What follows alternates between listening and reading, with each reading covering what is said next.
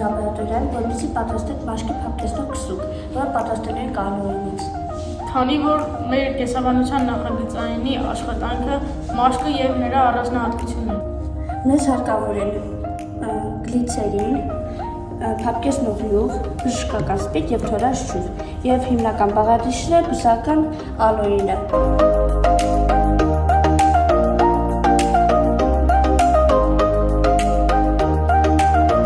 Մեր ալոյինի մզվածքը լցնում ենք սանդղակի մեջ։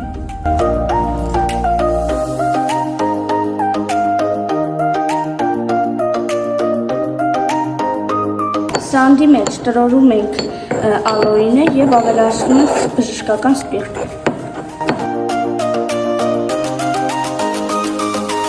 Բժշկական սպիրտ ավելացնից հետո ավելացնում ենք մի փոքր թորած ջուր։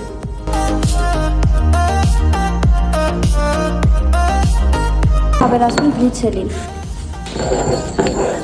Այնուհետև ավելացնում ենք դեմքի փափկեցնող յուղ։